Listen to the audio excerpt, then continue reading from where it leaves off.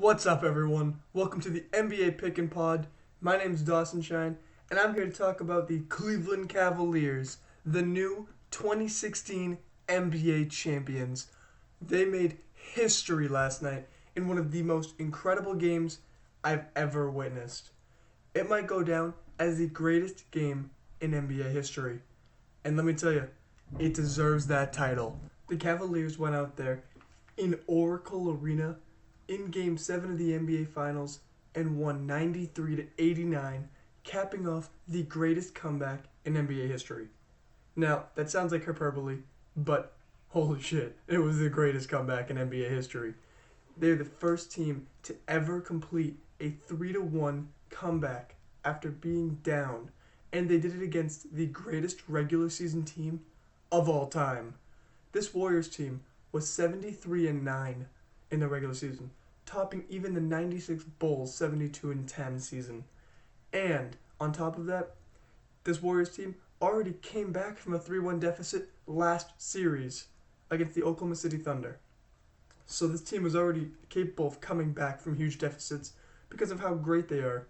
Yet they couldn't win 1 out of 3 games against this Cavaliers team. The Cavs went out there and they won 2 hostile environment games in OraCLE Arena, both of them to play for their playoff lives and their season. And they crushed at home as well. It was an incredible effort all night. They hung with the Warriors punch after punch after punch until the fourth quarter came and they were finally able to steal the game right from under the Warriors' noses. Now, I can't even get over how loud it got in my house. My voice might be a little off today because of how much screaming I did yesterday. It was incredible to watch. Starting off in the first quarter, it was very, very big slugfest, for the Cavaliers at least. The Warriors hit 5 threes and had 22 points. The Cavaliers still outscored them, had 23 points, and didn't make a 3. They were 0 for 7 in the first quarter. But it didn't matter because Love came out there and gave them huge minutes last night. And we've been ripping on Love probably for 2 or 3 weeks now. And he's been pretty much non-existent in these finals. But when Game 7 rolled around and his shot still wasn't falling, he went out there and from the tip, he was aggressive on the boards. He did what he used to do in Minnesota. He just went at the rebounding, offensive and defensive, and just grabbed whatever he could. At one point, he had an offensive rebound with one hand while getting fouled on the offensive end. And it just showed how much effort he was willing to give. Just incredible by him. He had 4 offensive rebounds in the first quarter to help keep the Cavs in the game, because otherwise they might have gone down by a lot. Warriors came out, and especially Draymond Green, came out very hot, from the three-point land at least.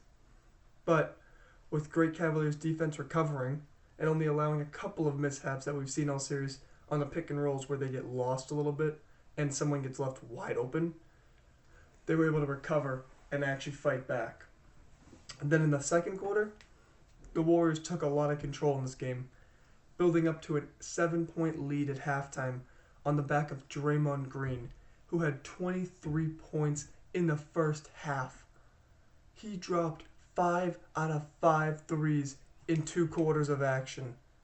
It was ridiculous to watch, and he was wide open on most of them.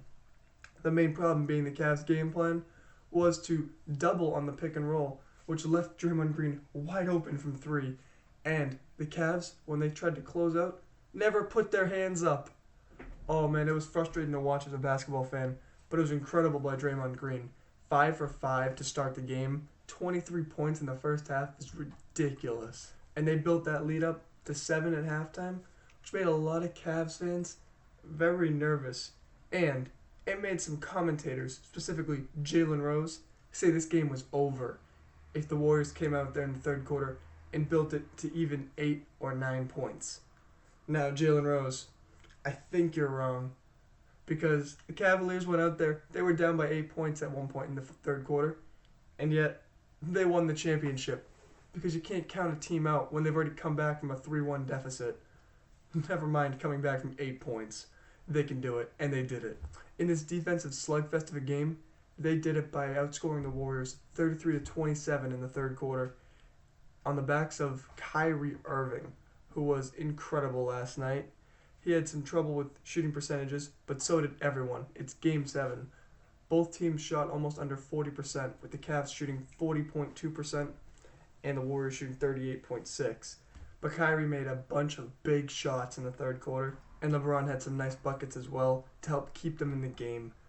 And they cut the lead all the way down to 1 point going into the fourth quarter, really giving it to any team's chances.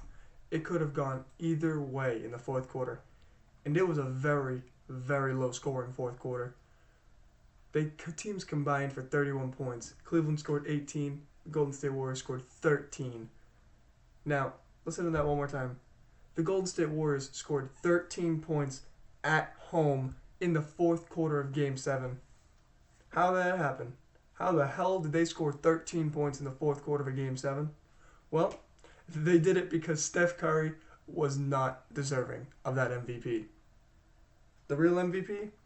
LeBron James. Now that sounds a little bit like a hot take, but I watched all 7 games of this finals, and I can tell you which team was better, which players were better. And it has to go to the Cavaliers, and it has to go to LeBron James. Kyrie Irving himself outplayed Steph Curry this entire series. Outplayed him. Hands down, just dominated him. Last night, Steph Curry, 17 points, 6 for 19, 4 of 14 from 3. That's awful. And he did it on some of the worst shots I've ever seen. He had 3 of those threes in the first half. He made 1 3 after the first half, and he had so many terrible threes in that fourth quarter. He was 1 for 5 from 3 in the fourth quarter with 3 turnovers. At one point, he even did the laziest behind-the-back bounce pass I've ever seen that just went straight out of bounds when we're talking the last 4 minutes of a Game 7. He was just trying to do a little cheeky pass behind his back, act all fancy like he always does, and he turned it over. This is Game 7. There's no time for frills. There's no time for fancy plays. And he's throwing behind-the-back passes and wondering how he just got punched in the face by the Cavaliers and lost this championship. And on the other side, the Cavs just played incredible defense. They just were out of their minds. And they kept this close, even building a couple of leads in the fourth quarter, back and forth. LeBron at one point had 6 straight points, first off of getting fouled on a 3, pump faking on Festus Ezeli and getting him to jump, then draining a 3 right over Ezeli the next possession, which got them a 3-point lead, and it really seemed like it swung momentum back their way.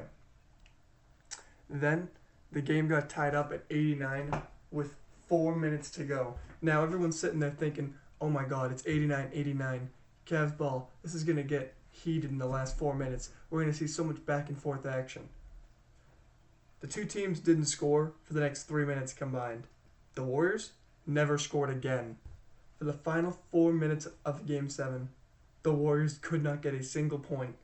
They had multiple turnovers, and they had some of the worst basketball IQ decisions I've ever seen, including Steph Curry's behind-the-back bounce pass right out of bounds, and also Steph Curry just dribbling the ball for 20-plus seconds and then heaving some stupid-ass 3 from no man's land while getting covered so much by whoever was defending him. It was ridiculous. The man does not know how to actually make a basketball decision because he takes these stupid 3s, and if they're not falling, you lose the NBA Finals. You lose it. That's it. Goodbye. Kaput. Gone.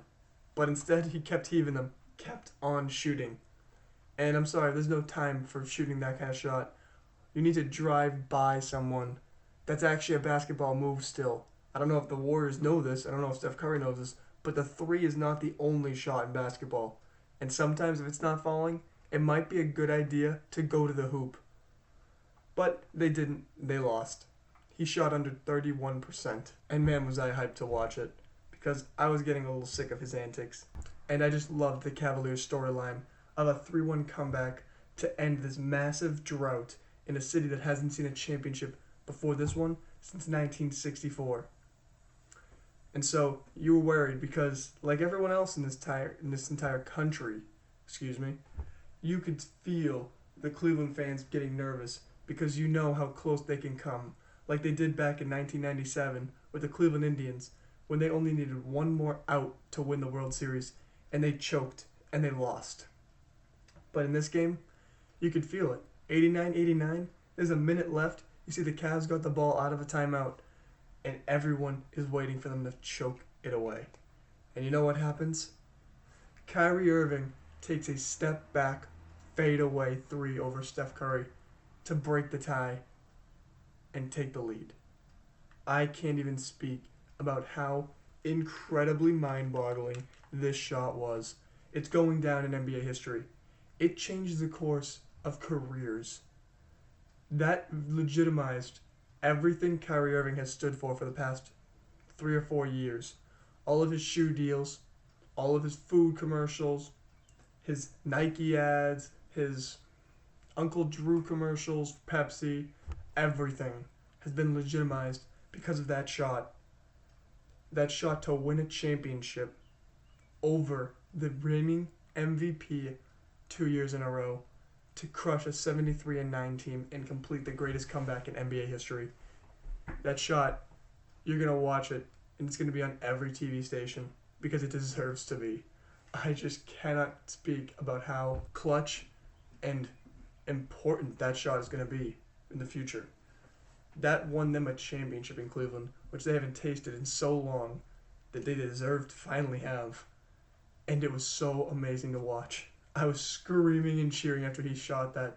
I thought for sure it wasn't going to make it in.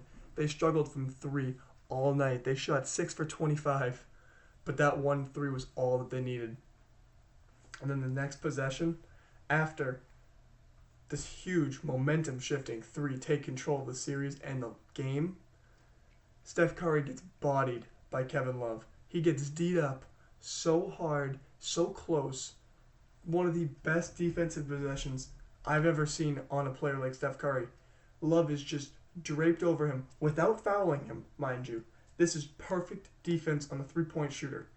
And Steph Curry, instead of taking it past Love, continues to try to get open and tries to stay behind the three-point line to get a shot off. Love is just on him. Oh my God, was it like glue. He is literally next to him, body. He's not faked out by any crossovers. And finally, Steph Curry has to take a contested fall-away three from 7 feet. 7 feet behind the line. And you know what he did? He bricked it. Bang, rebound Richard Jefferson. Cavs ball, 33 seconds remaining in the NBA Finals. It was one of the most poorly designed plays, just one of the most poorly executed shots in Steph Curry's career, and it went against everything an intelligent basketball player would have done. Now, Steph Curry has made a career, and he's gotten 2 MVPs off of shooting shots like that, but he was not shooting well all night. And he has other teammates like Draymond Green, who was shooting incredibly. He shot 6 for 8. And you know who they gave it back to? They just kept it with Steph Curry. They didn't pass the ball in that possession. No one touched the ball besides Steph Curry, dribbling it behind the three-point line after a switch on the pick and roll, which gave him Kevin Love. And Kevin Love stepped up, but he wasn't the only one of the big three that made a great defensive play. And I've saved this one as the best for last. Now, you'd think Kyrie Irving's three was probably the best shot of the series and the best play of the series, but it wasn't. LeBron James, as usual, stole the show with what's going to go down as the greatest block in NBA history. I think it should go down as Le Block, because I have no creativity whatsoever, and I think it's hilarious. But sue me, I think it is. Anyways, Le Block was incredible. Andre Iguodala drove into the paint on a semi-fast break. He looked like he's about to take the lead with a minute to go in this game. And instead of getting a layup past Kyrie Irving, which might have really sunk the Cavaliers permanently and shifted all the momentum and all of the energy back to the Warriors, LeBron James comes out of fucking nowhere. Nowhere. He's all the way at the three-point line when you see him stutter step to try and get timed right to block this shot. And he sprints after being tired, after playing the entire fourth quarter. He bolts at Andre Iguodala and stuffs him like Thanksgiving dinner. Like, I don't even know what to put. All types of metaphors. He just lays out for this block. Gets it just before it touches the backboard. Smacks it right off of the backboard. His team gets the ball, and that sets up Kyrie Irving's massive, massive three. He comes out of nowhere. Like, I'm watching the game, and all of a sudden, when he blocks that shot, I'm screaming because I think Iguodala is about to make the shot to steal this series. And yet, LeBron James just flies onto the screen, stuffs him, and then runs back down the court. And he was so tired, you could see him with his hands on his knees after the block. He had laid out everything. That's a game-saving, career-defining, legacy-changing block. I don't know if anyone remembers Tayshaun Prince's block on Reggie Miller with the Detroit Pistons versus the Indiana Pacers way back when he laid out for the block to save a game at the final buzzer when it was going to be a Reggie Miller wide-open layup. Tayshaun Prince comes out of nowhere, lays out, goes 8 rows into the stand, that's how far he laid out, to block a game-winning attempt in a playoff game. That used to be the greatest block in NBA history, in my opinion. LeBron James's block ended Cleveland's drought, shifted the series back for Cavaliers. It was incredibly, incredibly difficult to actually execute, and it was mind-boggling to see it happen in a Game 7, where he was struggling from shooting 9 for 24, but he did not fail at all in these final moments. He put up a triple-double, 27, 11, and 11. That's his 7th one in the NBA Finals, 2nd most all-time. He was huge in this game. I don't care if anyone points at his poor shooting. I don't care if anyone says, oh, well, he wasn't that efficient, or he didn't score that many points this game. They can do what they want. He's got a ring, his 3rd one, and it says Cleveland on it. And that's what the goal was all season. And the Cavaliers completed the greatest comeback in NBA history. And this is a legacy-defining moment for everyone on that team, especially LeBron. LeBron haters can now talk all they want. He's 3-4 in the finals. Great, sue him. He's also the player that slayed the greatest team ever, supposedly. A team that had 73 wins. He broke Cleveland's curse. He had the first back-to-back finals games with 40-plus points in the modern era. He had an iconic chase-down block in the closing minute of the NBA Finals in a Game 7 to save his season. And he had a Game 7 triple-double to help close it out and win this for Cleveland. His goal was to bring one home for the land, and he did it with the help of Kyrie Irving and Kevin Love. And the Warriors still don't even know what hit them. I mean, Klay Thompson, being the sore loser that he is, walked off the court almost immediately after the NBA Finals was over. Obviously, we all heard about his comments against LeBron James, made some comments about him being a bitch, about him not being a man in a man's league, but I know for a fact LeBron would have at least congratulated Klay Thompson. I've seen LeBron lose in the finals, and he's congratulated the other team. But Klay Thompson, being the absolute hypocrite and wuss that he is, ran off the court to go cry in the locker room about his poor little season being ended early. Sucks to suck, to be honest. Klay, if you want to actually be a sore loser, you got to actually play well. But I did like that Draymond Green stayed long after everyone else left to congratulate everyone on the Cavaliers when he didn't have to. He had the best game on the Warriors, 32 points, 15 rebounds, 9 assists. He was huge all game, 11 for 15 shooting. He was their best player. He should have won MVP if they'd won. And honestly, he played very well despite me hating him so much for being a dirty player.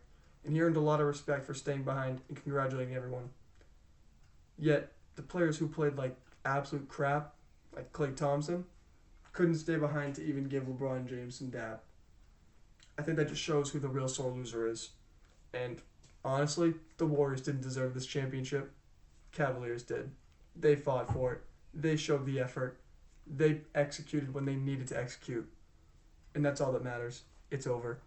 The NBA season is now complete, and I cannot wait because we have the draft coming up on Thursday.